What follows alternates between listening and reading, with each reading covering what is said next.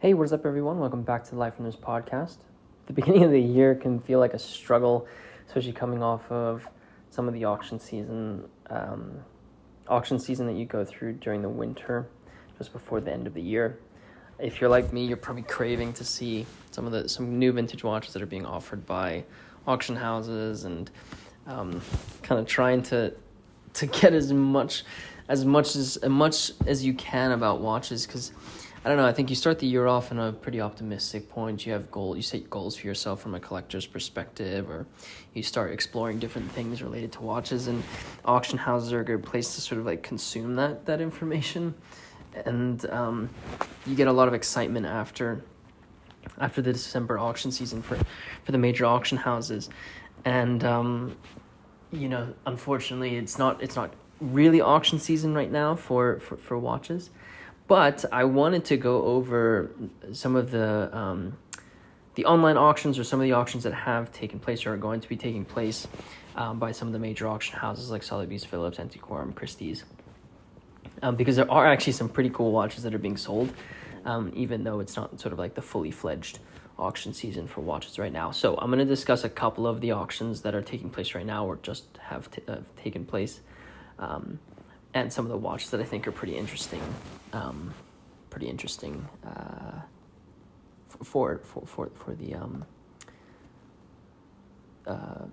for you to take a look at. I'll discuss a couple of the pieces. There'll be links in the show notes for you to check them out.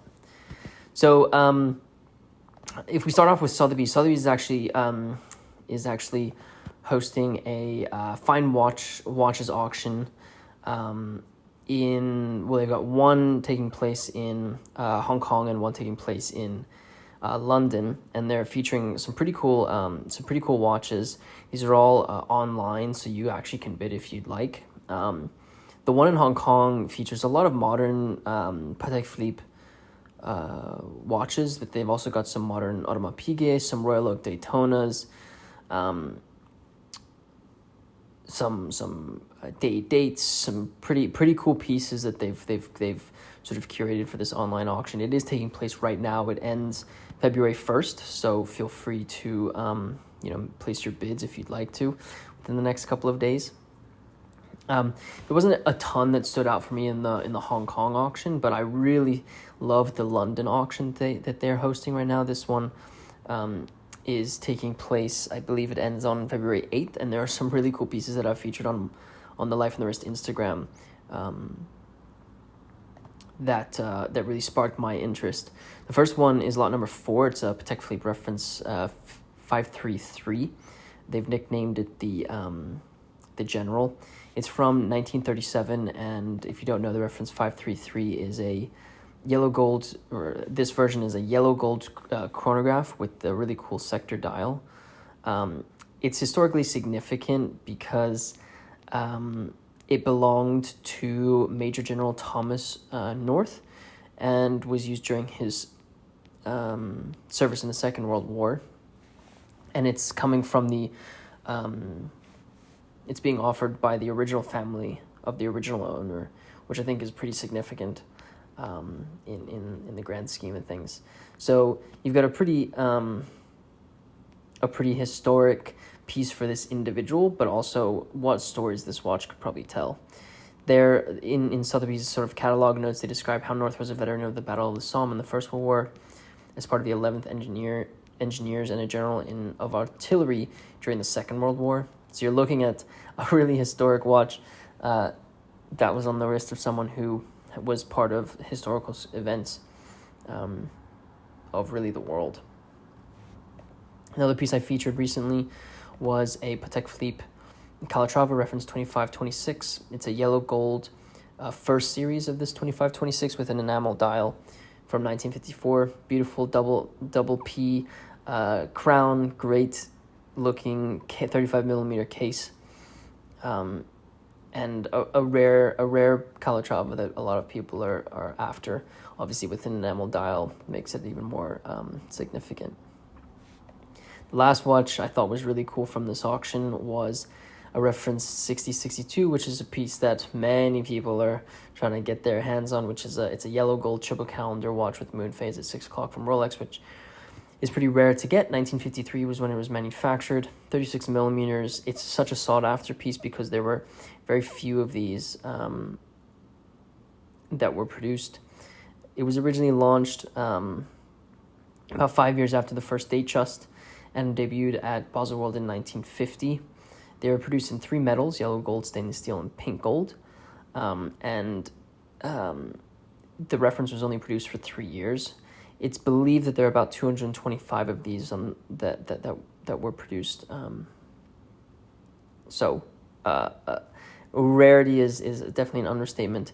This one overall is in fairly good condition. I think there might have been some polishing on the case, but the dial is in fairly good condition, which I think is something that a lot of people will make note of.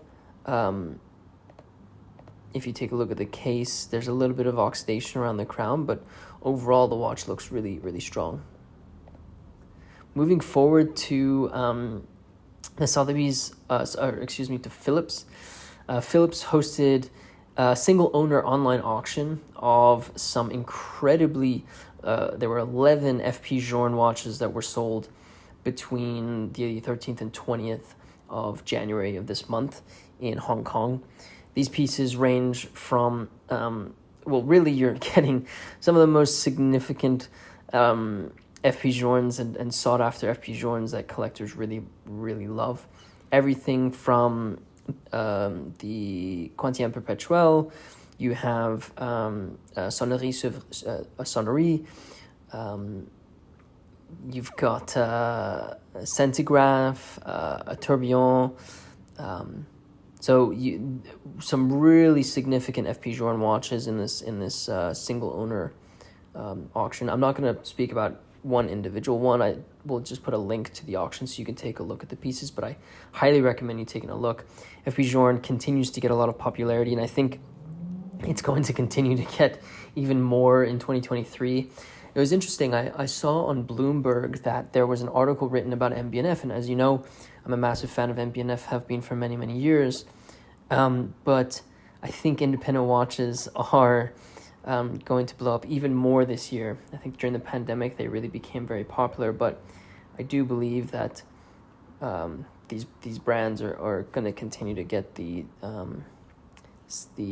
recognition that they deserve, and FP Journe comes to mind when you think about the brands that will continue to grow in popularity. Antiquarium actually hosted a live auction this past month. It was the important modern and vintage timepieces that was hosted in Monaco on January 19th.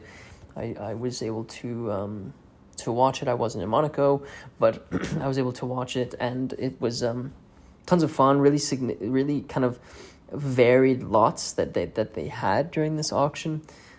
That's what I kind of like about Antiquarium, is there's a lot of variety in the things that they auction off. They posted a couple of pieces on their Instagram that were fairly significant sales that they had during this auction.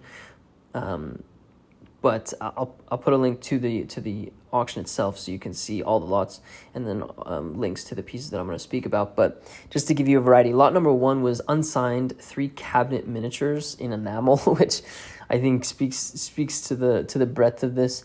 Lot 2 was 12 dials from Breguet in enamel and silver. Lot 3 was a lot of manuscripts, letters, and archives. So the variety is pretty uncanny.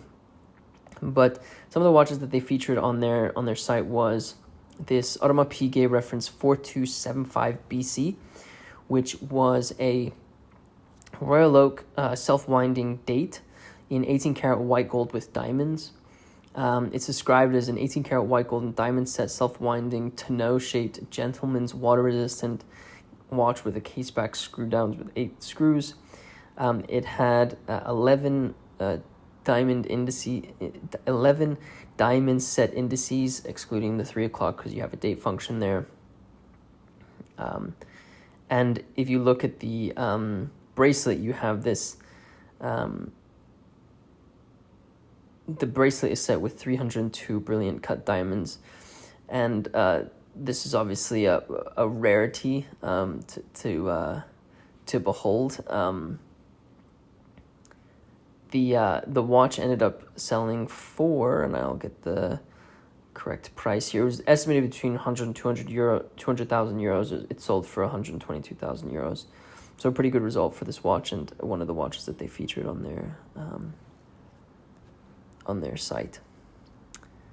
I believe it came with original papers that described the fact that the way that the watch was set is all factory original, which is a significant piece of information for this type of watch. They also featured lot 216. This was a reference 6263 chronograph from Rolex. It's the Paul Newman Panda Daytona in stainless steel. I think everyone knows what a Paul Newman Daytona in steel with a Panda dial looks like. But I encourage you to check out the pictures because it really is it's a beautiful piece to behold for sure. The dial is in really great condition. I think there's been some polishing on the case, but still a really beautiful piece. It was estimated to go between 300 and 500,000 euros. It sold for 546. Just shows Rolex Daytonas are still a grail and still popular.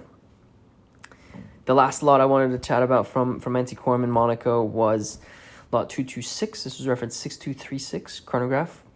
Well, it's a triple date with the chronograph, nicknamed Jean-Claude Killy in stainless steel. This watch is not many. I think this is the only reference, and correct me if I'm wrong, people. I'm not going to pretend like I know everything, but I believe this was the only reference that Rolex made with a triple date and chronograph complication, I want to say, and so it was produced in very few quantities. The obviously steel chronographs from Patek Philippe are extremely popular, and no wonder this piece went for such a great price.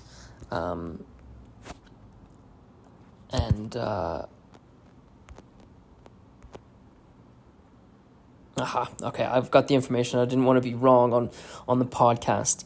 So, from 1947 to 1962, Rolex developed a triple date chronograph, the only one the manufacturer ever created. It has gone many evolutions with several references, such as the 6236. It was initially called the Dato Compact. It's now known as the Jean-Claude Killy, after a famous French Olympic skier who wore a reference 6236 on the wrist. So there you go. I got the information. You don't have to at me on Instagram because I made sure that I had the right information here. It was estimated to go between 300 and 600,000 euros based on its rarity. It's sold for 533. Overall, dial is in really great condition. Has a nice little sort of age to the dial. Case looks strong to me. Lugs look pretty sharp, actually. I'm not 100% positive if I think this is being polished or not, but overall, case is really, really strong, which is encouraging when you find a watch like this. So that was a really cool auction to take place, and some cool watches and cool kind of, there was manuscripts part of it, which I think is cool.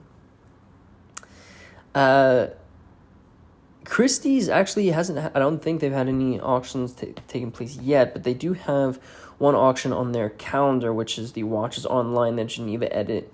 It's going to be taking place in May, but obviously May is kind of when things are going to heat up for the auction world of watches, so stay tuned for that. Coming up, they have a really beautiful Cartier that's sort of the headliner, so right now at least, for the watches that they have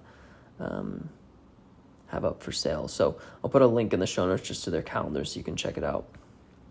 Let me know which watch or which auction you enjoyed. Love to hear your thoughts on that. I definitely will say it's January has been an interesting month for watches, or at least vintage watches, with the absence of tons of auction catalogs being able to be read. But at the same time, I think we can all enjoy these pieces just as much.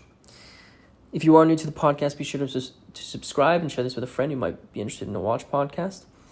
Be sure to follow us on our social medias. You can check out lifeonthearth.com as well for some more content on our editorial section there. If you wouldn't mind rating this podcast, really just help me out. With that said, guys, thank you so much for listening to this podcast, and until next time.